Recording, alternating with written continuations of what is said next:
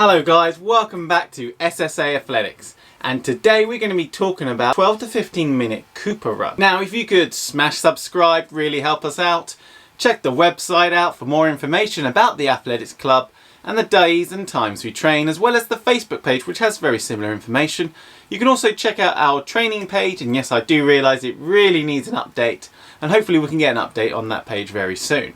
Remember to follow that one. Okay, let's get on with the video. And around about this time of year, the secondary schools in the UK generally have their talent identification. Now in this little playlist we're going to talk about some of the major tests that some of the schools are utilising to help siphon and choose their potential athletes, or at least help to understand what they've got in their next coming year. Now I've done a few tests in my past, being part of testing a talent ID and also taking the talent ID itself. And talent identification can be quite advanced, to being in a lab, to being not so advanced, being in a centre, working off of spin bikes and Wattgate bikes, and really complicated mathematics involved. But sometimes it doesn't. Sometimes it doesn't necessarily need to be that way. And you can get it really simple, like just being on a treadmill and comparing yourself on a chart. Or simply just comparing time. Now the 12-minute and to 15-minute Cooper run tests maximum aerobic capacity, so how your body utilises oxygen. It's a very low maintenance way of doing so. It doesn't need much equipment. It can be done on a treadmill or it can be done in a big open space. For instance, at one of the schools near me, Eastwood School has its own athletics track on the school campus itself. However, many schools don't have this, so a general field with some cones, usually set up in an oval or square, will just do just fine. Or even in a sports hall, although a bigger space is probably a lot better. Now there is a calculation for this, but don't worry, you don't need to do any complicated maths.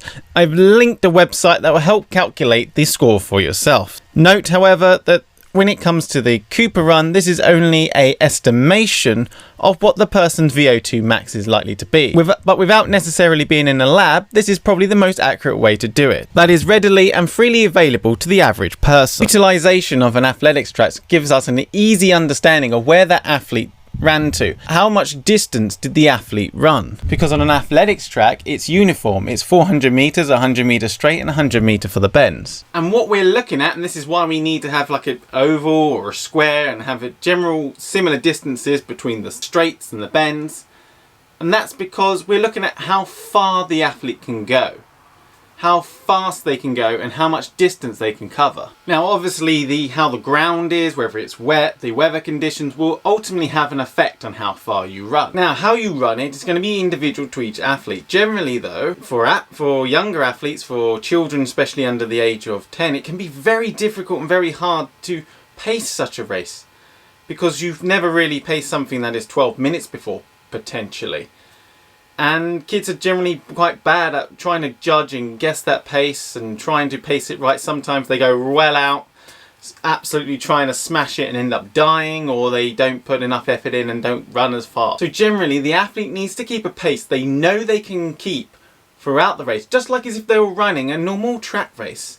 Nonetheless, it's actually going to be timed, not necessarily to distance. So for instance, if I'm doing an 800 meters, I know I'm running an 800 meters, so therefore I can utilize the distance and the feeling around the race to be able to get faster and faster until I eventually finish the race with a full sprint. When someone else is timing it, that's a little bit hard to judge when you should push on. Likewise, you could give them a stopwatch or have some form of timing in their hands, but they might get distracted with the stopwatch or the timing. If you're on a treadmill, then you really don't have much to worry about. But generally, if you are timing it, you want to have the athlete go off at a good pace, a pace they can manage, and generally they want to get faster by the end. With a minute, 2 minutes, you go a little bit harder, and then with maybe 30 seconds or so to go, you tell them to sprint it. You tell them 15 to 30 seconds, they've got to go hard, they've got to sprint. As a little side note, there are many variations of this test. It's quite a popular test and it's really quite an old test. The most common popular variants are the walk-run test, which is usually done on a treadmill up on a 1-degree incline, and the bulky 15-minute. Now guys, I really hope you enjoyed this video. Smash subscribe, check out the website and both of the Facebook pages. And I will see you in the next one.